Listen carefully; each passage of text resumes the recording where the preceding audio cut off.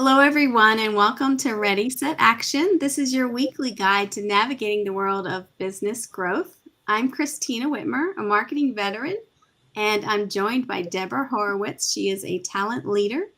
Each week, we speak with industry leaders to bring you actionable tips and insights specifically designed for small business owners and growth leaders. Anyway, welcome, Will, to you. Good to see you. Why don't you introduce yourself, and then we have a few questions for you. Thank you. It's a pleasure to be here, by the way. I'm really grateful. I have come from an IT background, predominantly IBM, and I was in sales for about 30 years and an entrepreneur now, but I recently, in the last year, branched out into mental health coaching. Um, I come from an industry that is extremely stressful. I know all industries are really stressful, but cybersecurity, if you read the news, there's a lot of feedback on how stressful the industry is and how people need help. But I also came from alcoholism, anxiety, depression, and hid all those symptoms, or at least hid them the best I could for years. And looked like I had it all together, and I didn't. I was a mess, and I discovered that so many people are in the same situation, and even much worse than me. But it's really in your head. And even when I did get sober 5.5 years ago, I still wasn't entirely happy. So it was on a mission for me to figure out why that is, and I discovered some things that I wanted to bring to others to help them, and that's the mission. That's great. I can't wait to hear more because, we'll talk a little bit about tips you might have for business owners and other leaders. But when you share your personal journey, I really appreciate you sharing because it really connects, I think. So. My goal, Kristina and Deb, is I will share anything if it's going to help somebody, period. I think I wouldn't be able to do this in my 30s because I had that ego and I was scared. I lived in fear. Now that I'm older, I don't really care nearly as much. Makes sense. It's so funny. I think after you turn that corner between 40 and 50 years old. Yeah, you know what I'm talking about. Yeah. It's like all of a sudden it's like, okay, I am just going to be my authentic self. But and I've said that a number of times. Authentic self is an amazing way to put that. It's so true. And when you talk about stresses, I think, to your point, every role has its own level of stress, right? As a business owner or a business leader, wearing a lot of hats, in our SMB world. And I'm curious, with all of the years of sales experience that you've had, how do you see, those skills kind of translating into your, leadership coaching, and how are you utilizing those effectively? Boy, that question could have a number of answers. So I'll just, start with a few of them. So being in sales for 30 years, you've really seen it all. And you've seen how to react and how not to react, and wish you had reacted a lot differently, but that's how you learn.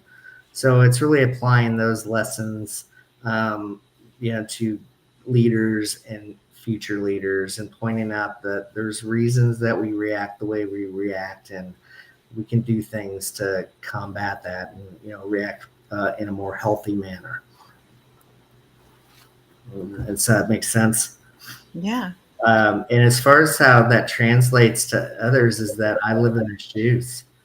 I may not have. So, for example, in cybersecurity, I may not have been a technical person or on the perform side, but I've seen what it does to people and the stress that they're under, and the reason they react the way they react with their vendors, because they are just like, it's so intense. So, I can apply that as well, that I have empathy, and I've stood in their shoes. I can appreciate it. And that's why when I post, Deb, I really try to post with a lot of emotion and feeling, because that's what gets to people, because they feel it in their stomach, they feel it in their chest.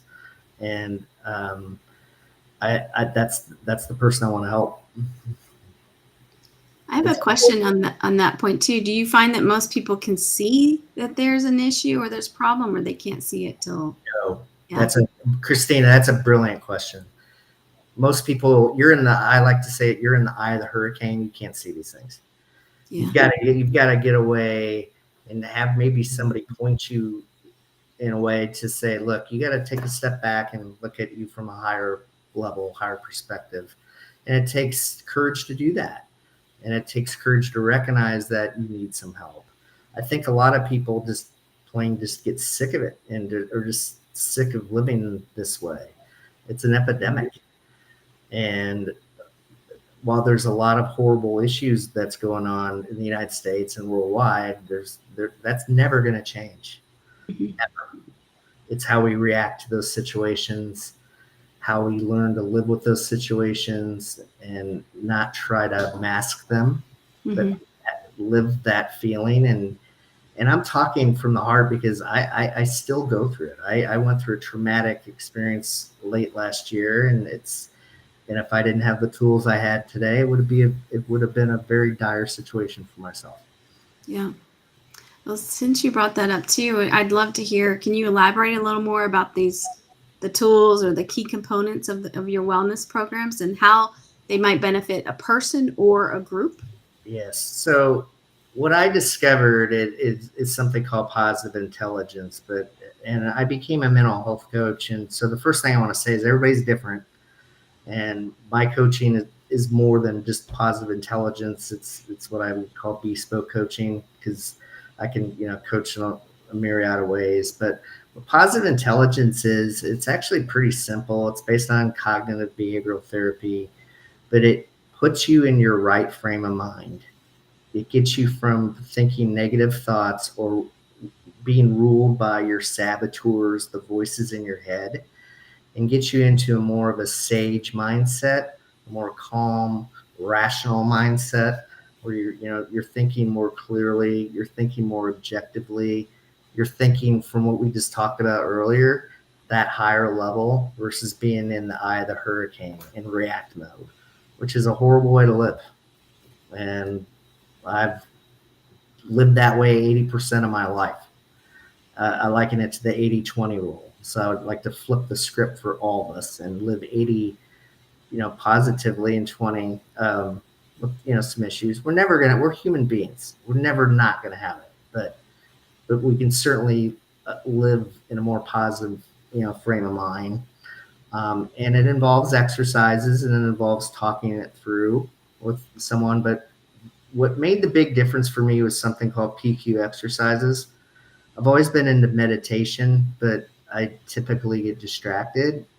And what PQ exercises do is that and it stands for positive intelligence, PQ. Sorry for the acronym. Still an IT guy. Thank you for that. So what you do is you just do a series of exercises while you're in the midst of some things. Rubbing your fingers together is one. Having your feet touch the floor would be one. Like, you can start rubbing your palms together.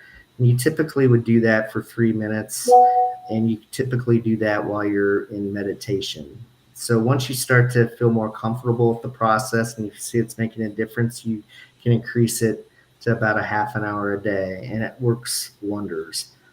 The reason I think a lot of others that have my ADD, forgot to mention that, they take to it like a duck to water, because they're fidgety naturally. So this takes that thing that you're criticized for, at least I was, fidgetiness, and turns it into a positive experience.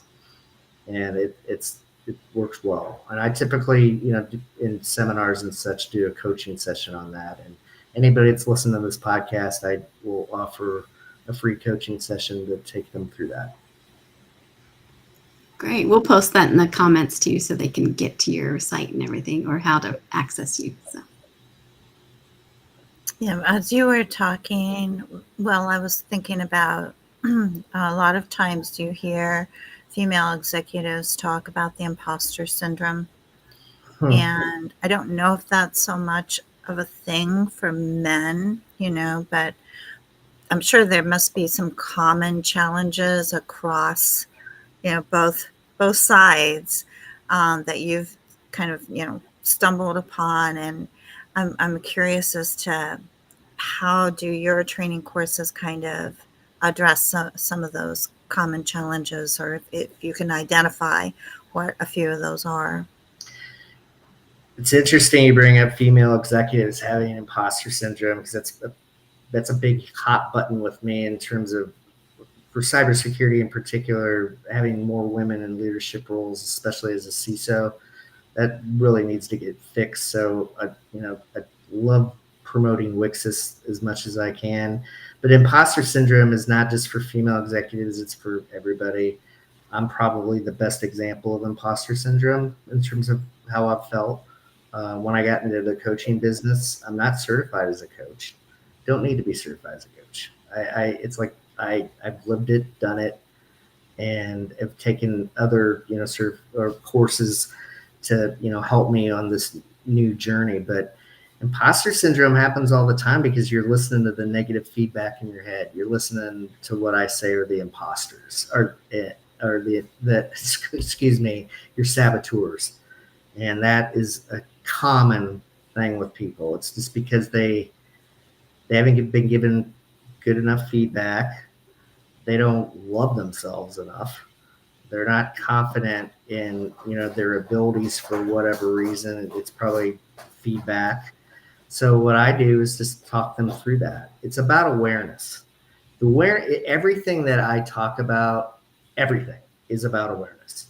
And once you start to develop awareness of these patterns and why you're thinking, say, or having imposter syndrome, I have my clients write that down, and then we go over it.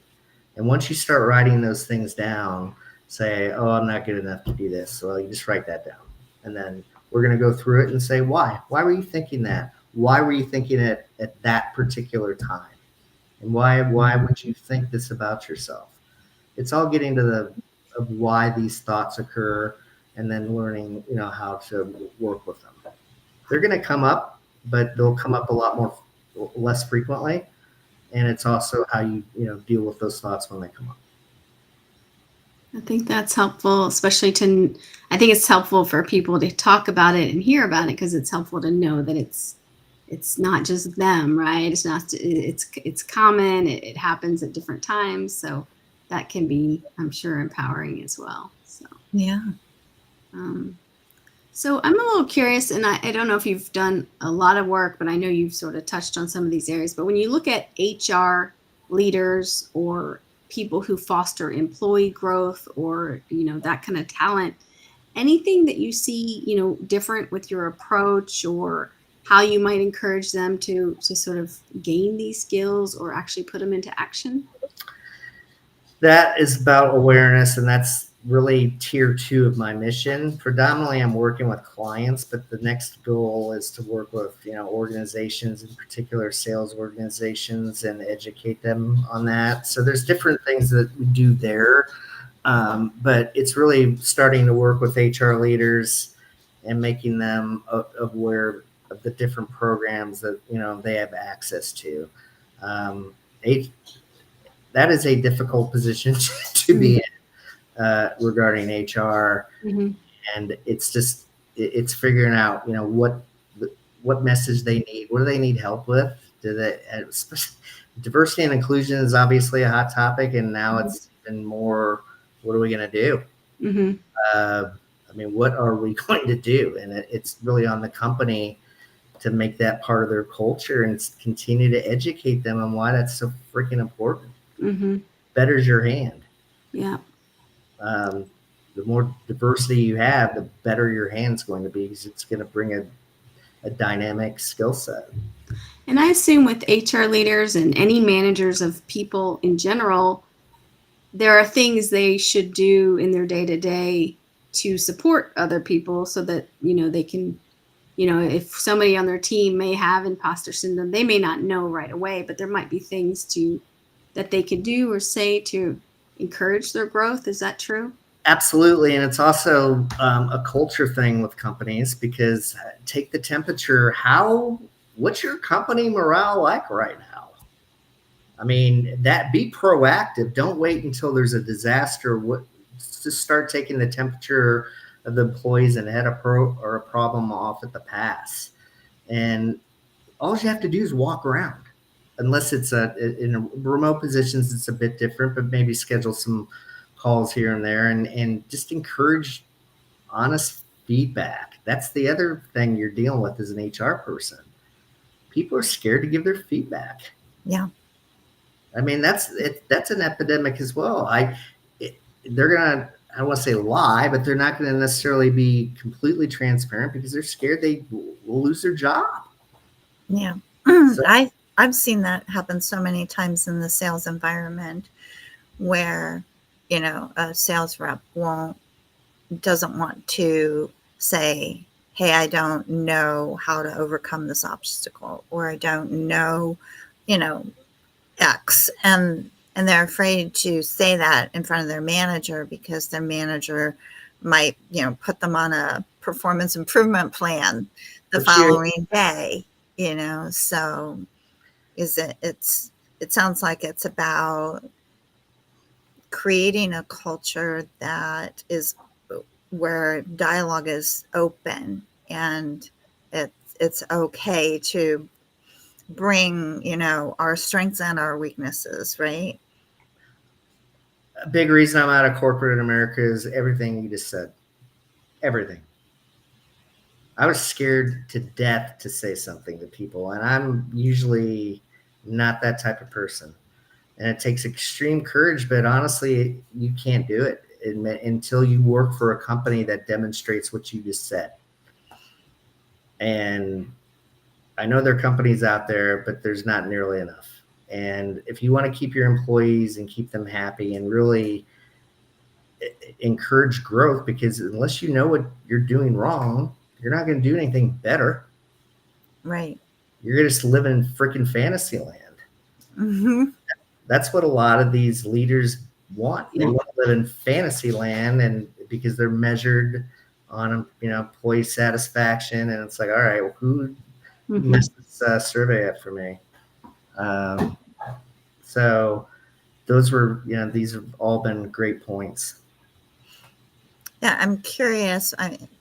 Leadership coaching is something that I think has just boomed over the last 10 years, 15 years, right? And there's so many different types of leadership coaching. So where do you see the state of that as a profession right now? And where do you see that going? And then also I'll add a third part to it. How do companies know which leadership coach they should be choosing? That's I'm going to answer the last one first. Okay. They don't know. In many cases, that they're going to have to do their due diligence. They're going to have to get referrals. They're going to have to interview the people, and they're also, in my opinion, they have to be made uncomfortable. You want a coach that's going to make you uncomfortable. That's it. Unless you're going to grow, unless you want this is, like I said, fantasy land. But I think leadership coaching is vital. A lot of why it's vital is things that you just said, and I'm going to bring leadership coaching into just mental health coaching or sales coaching in general. You're going to have a hard time talking to somebody you work with or your manager about your fears and concerns until we see this paradigm shift. And that's why it's good to have a coach or somebody like that. And is this kind of an advertisement for me a bit, maybe, but not really. I just want somebody to get help. So that's why a coach is really important, because they can share anything with that coach. No, it's going to be confidential. It's not going to go in your medical records. It's not going to go to HR. You may not even want to tell your partner. You may need to have what I, safe harbor, or just a place where, you feel comfortable sharing. So I think people are going to need more and more of those coaches until the culture changes. And everybody needs different things as well, Deb. So it's really figuring out and customizing a coaching plan for what that person's outcomes want to be. It's all about outcomes. You can put together a plan, but I really want to know, why do you feel miserable? Do you know, how do you want to feel? How do you want to feel every day when you wake up? That's the biggest thing. Are you Sunday night dreading going to work? Are you living in the fear? There's an awesome song I used to listen to all the time because it was called The Fear, and that's what I was living. And I just was like, every freaking Sunday night. But Mondays, you want to wake up ready to go and happy and excited, like I get to help people today, or I get to do my dream today. And it can be in the job you have right now. It's just maybe how you're thinking about it. It's all about how you approach it and think about it.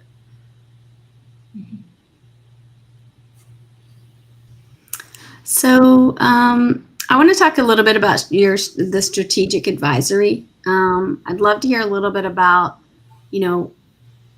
any examples you might have of that, and maybe even how you define that, because it's could be a little broad or it could be a little nuanced. So anything, how that works to help a client achieve their goals, or maybe even figure out what their goals are.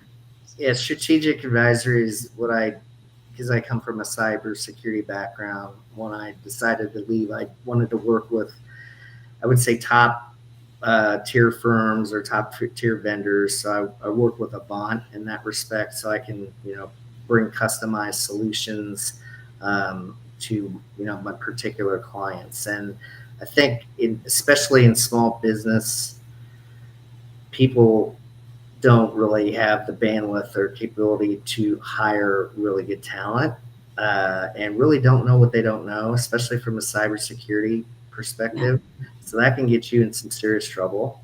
Mm-hmm. You lose your business over it. Mm-hmm. And in some cases be prosecuted. So, so that's what I wanted to do. I just wanted to work with the clients that particularly I know I have a really good relationship with, and sit down with them and understand exactly what your issues are, where are you experiencing the most difficulty, and then just kind of work with them from that perspective. And that it's just about helping people in that respect. I'm a connector at heart. I love connecting others. That's I know that's the new buzzword these days, but I really, that is me in a nutshell, and somebody that loves to help others. And so I can do that from a cybersecurity perspective, especially since it could mean your business is going to be gone unless you just take at least these appropriate measures. Right. But I have really good people that I work with that I'm able to bring in for that. I'm certainly not the subject matter expert. Oh, that's cool. So as we wind down for the session today, what type of advice do you have for small business owners that are looking to improve their leadership, improve their wellness for themselves as well as their employees? Take stock of what you're doing. Really look at yourself in the mirror, and then also talk to some people that you do lead or you do work with, and ask for feedback. It all starts with feedback, and it all starts with awareness. And as far as coaching goes, I think, I would love to work with anybody that's on this. That'd be great. And the one thing I can promise is sending them in the right direction. If I don't feel I'm a fit, I'm going to put you in the right direction because I just want you to get help. But I think it's just figure out what you need and what outcomes you want and go from there. And lean on your referral base a bit. I think everybody knows of some good coaches out there because everybody has different needs. And so certainly that would be my advice. But as far as before you determine what you want, why do you want to be coached? What is it you're looking to accomplish? And what is it what are your end goals? And be serious about it. That's what drives me nuts. And I'm not talking about myself. I'm talking about when like somebody asks for great advice and they get it and they do whatever. Yeah. Don't be that person. Don't do that. Listen to your coach. And if they're advising you, they're doing it because they care about you. They don't have a freaking agenda. I think you just hit on maybe one of the common mistakes is probably getting some advice, but then not really following through on it. Is there any other common sort of mistakes you've seen, small business owners do that sort of sabotage the program? Oh yeah, they don't. Well, it's kind of the same thing. They don't ask for help. So I am a poster child for that, even though I ask for help. As an entrepreneur, small business owner, you're going to freaking make mistakes. Mm-hmm. Use those mistakes as great learning experiences so you don't do it again. And then start networking with your other small business owners and get on a line or something like that because they've all experienced the same problems as you. Mm-hmm. We all go through the same stuff. We all have the same needs. It just might be in a different form or fashion. So just get a network or get a good people that you know that you trust and that you share advice with, because like you're going to need CRM, you're going to need some security software, you're going to need letterhead printing. There's so many things that you're going to need to do. You're going to have to look at your website. Is it optimized? Is LinkedIn optimized? I mean, there's so much to learn. I've learned a lot of it, but I have so much more to learn. I know every time you uncover something, you're like 5 more things. So guess what? I learn every day, and you taught me a freaking great lesson as well. It's people like you I work with. It's like you gave me some really good feedback on what one of my documents looked like, and I was like, I didn't think of it that way. That is a great example. Yeah. So, different perspectives. Makes sense. Yeah. Well, great. So as we sort of wind up here, Will, I'd love for you just to tell anyone listening or watching the show any best ways to reach you or to learn more about what you do. Yeah, my website is safeharborcoaching.info, and I'm on LinkedIn. I'm very prominent on LinkedIn, and I'll obviously have this information for everybody. But anybody that's listening, I will offer a free coaching session, and I also would like you to look at this assessment link. It's remarkable how accurate it'll be. It takes like 5 minutes to take, and it's going to point out your saboteurs. We all have them. Some have more than others. Mm-hmm. Some other don't really have as many or score as many, but you all have them, and I would love to talk to anybody about them. But okay, my best advice to it. Yeah, Deb and I will definitely take that too. So yeah, that sounds very insightful. Or scary. Depending on what the answers are. Right? I try to laugh about everything, but they all have it sounds like Batman villains, like the stickler, like the pleaser, the controller. It's like, okay, that's a way to look at it. Have a sense of humor. Okay. Well, we'll get our superhero capes so we can conquer the villains. All right. Well, we hope the audience has found today's episode helpful. Thanks so much to Will for joining us. We appreciated all the information that you shared today. So don't forget to follow us on LinkedIn, YouTube, or Spotify, and you will never miss an update from Ready, Set, Action. So until next time.